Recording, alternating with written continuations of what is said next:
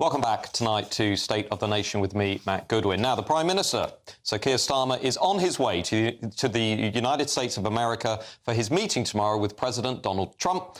And a new opinion poll released this afternoon shows that a majority of the British public think that the Prime Minister will be bad at negotiating with Donald Trump. Shocker. But the outcome of this meeting may well define the special relationship between the US and the UK for the next 4 years, which is why tonight I want to ask, when will Prime Minister Keir Starmer start standing up for the national interest? After all, it was Vice President J.D. Vance who said this at CPAC, a big conservative conference in America, last week. I'm not even blaming the Europeans. I'm actually saying you follow the lead of Joe Biden into censorship and mass migration. Follow the lead of Donald J. Trump, and that's free speech, borders, and sovereignty. Free speech, borders, sovereignty. But how is Keir Starmer doing with pursuing our own national interests? First, there's a disastrous Chagos deal that could see the government not only give away sovereign territory of strategic significance, but also give Mauritius as much as £18 billion for the pleasure. How many winter fuel payments, I wonder, would that cover? We also see the government's secret new bill that is going to allow the UK government to align UK regulations with the EU as a matter of default, a complete affront to the vote for Brexit. The Labour cabinet, of course, is also filled with Britain-hating masochists like David Lammy, who apologise for who we are, who think that we should be ashamed of our history and should pay reparations for what happened hundreds and hundreds of years ago. With Labour's decriminalisation of illegal migration, which of course now we must call irregular migration, we also see a refusal to control our own borders. Labour has refused to put a cap on legal immigration, illustrating a lack of will to control this enormous issue as well. Some of you may remember the time that the Prime Minister, Keir Starmer, then leader of the opposition, said this. You have to choose now between Davos or Westminster. Davos. Why? Because Westminster is too constrained.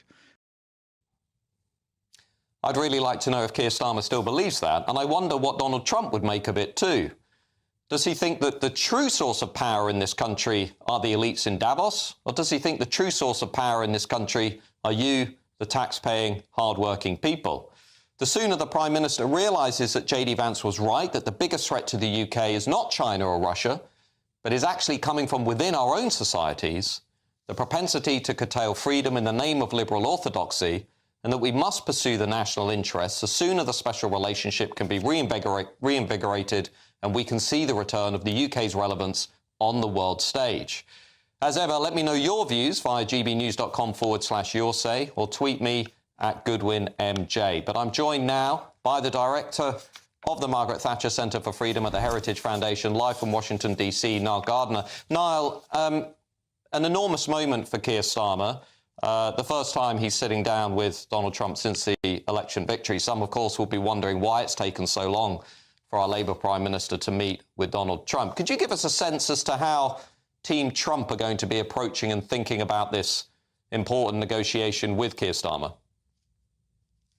Well, thanks, Matt, for having me on the show from Washington. As you point out, of course, hugely important meeting for Keir Starmer. I have to say that the image of the UK right now under Starmer's disastrous socialist Labour government is really hitting an all-time low. I mean, certainly in terms of the last few decades or so. And I think that Starmer is viewed in the United States as a sort of woke lefty figure, somebody who is completely on a different planet in many respects to the way in which Donald Trump thinks. And you highlighted, of course, J.D. Vance's excellent comments to CPAC last week, and also his earlier comments to the Munich Security Conference, where Vance spoke about the need to protect freedom of speech in the UK and across Europe. And Vance is saying what any British leader should be saying, which is that freedom of speech is sacrosanct, should be protected and preserved. And so I think this is going to be a tense meeting between Trump and Starmer, because ideologically they're completely different. Donald Trump is a very revolutionary leader who is fundamentally transforming not only the United States, but also, I think, the world with his leadership. And you look at Keir Starmer and how he's betraying his own country, of course, with the Chagos Islands deal. And it's like night and day in terms of real depth and quality and leadership there. Niall, just let's zoom in on that Chagos deal. In Westminster today, Nigel Farage has given a speech which is already going viral, in which he suggested that, look, if we're going to give away our own territory, why don't we give it to the Americans? Why don't we sell it to the Americans under Donald Trump? I mean, that's almost certainly going to come up tomorrow in the questions to Keir Starmer and Trump in terms of questions from the media. How do you think that suggestion will go down in Washington? Well, it's a very interesting idea, and of course, it's a far better idea than Keir Starmer's proposal to simply give away the Chagos Islands to Mauritius, which happens to be, of course, a close Chinese ally. This threatens the long-term future of the US base at Diego Garcia. The whole Chagos Islands surrender is absolutely insane. And Keir Starmer is not only betraying the British people, but he's also slapping the United States in the face with this deal. There's already very strong political opposition in Washington to the deal. I hope that Donald Trump is going to intervene tomorrow and sink this deal and send it to the bottom of the Indian Ocean. And what Starmer is doing here is incredibly dangerous, it's incredibly reckless, and it is a huge betrayal of not only the United Kingdom, but also the United States as well, Britain's closest friend and ally. We have seen in recent days Keir Starmer come forward and say he's going to reduce foreign aid, international aid, in order to increase defence spending to 2.5%. Is that going to win him any favour in Team Trump? Is that going to perhaps win him at least some mild applause at the meeting tomorrow? Of course, it's always good when the UK increases defence spending, but 2.5% of GDP is not going to wow the US administration. Donald Trump's been talking about European allies increasing defense spending to 5% of GDP. And so what Starmer is saying here, I think, is a last-ditch effort to save face. I don't think it's going to impress President Trump and the US administration. They'll see through this really as a rather cynical exercise by Keir Starmer, who previously refused to commit to even 2.5% of GDP. So I think they'll see this really as a sort of last gasp sort of political exercise. And the UK should be spending at least 4% of GDP, frankly, on defence. You look at Poland, it spends 4.1% of GDP on its defence. And the UK is a far richer nation than Poland. And I think that, Keir Starmer, he just doesn't come across as a serious politician, a serious leader.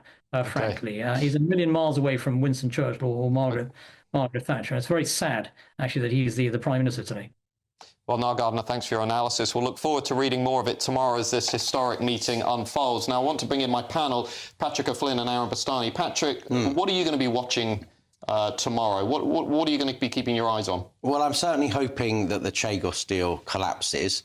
I actually think Nigel Farage has made a mistake today, because I'm sure the vast majority of Reform voters and perhaps activists, they're patriotic for Britain. They're very interested in a lot of stuff that Donald Trump's doing. But the idea we should be trying to contrive a way of handing America British territory, I think, overcomplicates things. I think the overwhelming feeling in the country is this is British territory. Let's stop giving away British territory, full stop. I also think, actually, I expect the day to go all right, because whatever you think about Starmer, he's done a couple of things.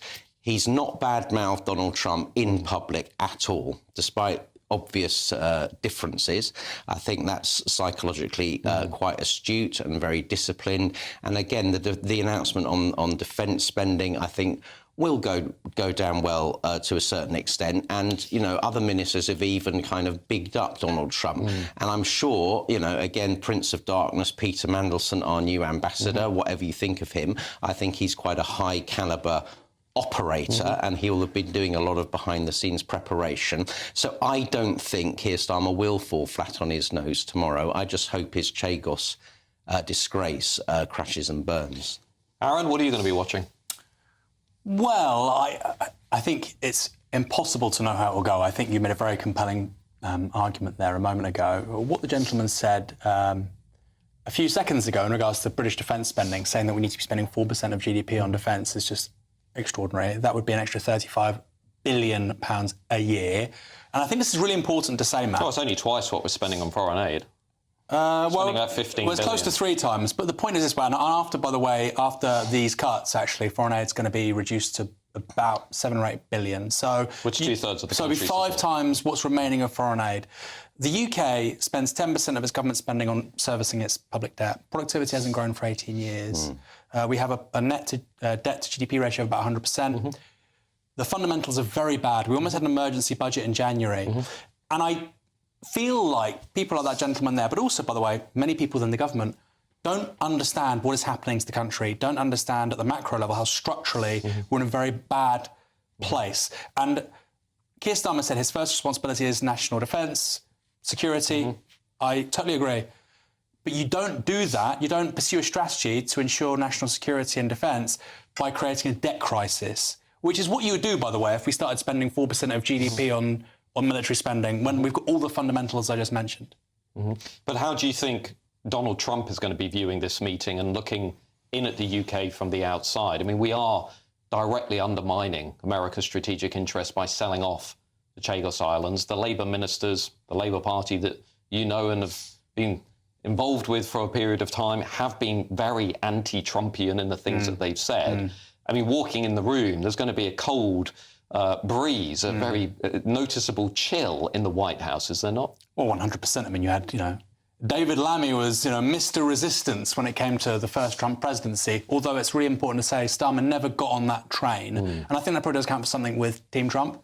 I really don't know. I think Donald Trump is an incredibly capricious individual. I wouldn't be surprised if he comes at that meeting tomorrow saying, Keir Starmer, great guy, really happy with what they're doing on defence spending. Equally, I wouldn't be surprised if he said, Chagos, terrible deal, awful, Britain, complete failure, Farage needs to be PM. I have no idea. Patrick, there is this question about when is Keir Starmer going to stand up for our national interests? Now, Aaron's saying, well, he's not doing that by ignoring the deeper structural problems in the country. I would point to Chagos. I'd also say cozying up to the EU, a declining bloc. We should be positioning elsewhere. But there is a question, isn't there, here about when is Keir Starmer going to actually represent our national interest? Well, indeed, and he's also, the government's entered into talks with, if I would use the term, grifting Commonwealth regimes about this whole idea of us paying reparations for slavery. I do think there's a sort of Starmer reboot in operation just now, and the foreign aid speech, the foreign aid commitment was part of that. Sending out a video of illegal immigrants being deported was part of it. So I think on the optics side, Keir Starmer is going to spend the next few months posing as a sort of blue-collar champion of social conservatism. Now, I don't think he believes that for a minute, but I think he's ruthless enough to try and put on that change of clothes. The other thing I would say to Aaron's point is, I think Trump kind of likes Britain. I wouldn't be surprised if there's a jibe in there about free speech and the drastic decline of free speech in this country. And I hope Donald Trump does raise that, because I think it's such an important issue. Yeah, and just on that, I mean, J.D. Vance did hit a nerve in Europe where he said the problems are coming from within. They're not actually coming from Russia, China. I mean, J.D. Vance clearly has a point. We haven't really seen any serious response from Starmer or the Labour Party to that critique. Well, the US has in its constitution a fundamental codified right to freedom of speech. And that jibe was made not just in reference to us, but also Germany. And I'm beginning to think we should have that. I think we should. I think we should. And I don't think that's a left-right thing, by the way. I think we should. And if you care about free speech, I think it's probably necessary. I find I'm agreeing more and more with Aaron as the years go on. There you go. Well, the point is, in a society where you have incredible levels of political ideological homogeneity, maybe you can get away with a convention uncodified constitution. That's simply not the world we live in anymore. You have social media. Anybody can say anything, anytime. How do you protect that without a constitutional right to free speech? I don't think you can. Sure. Well, thank you to my panel.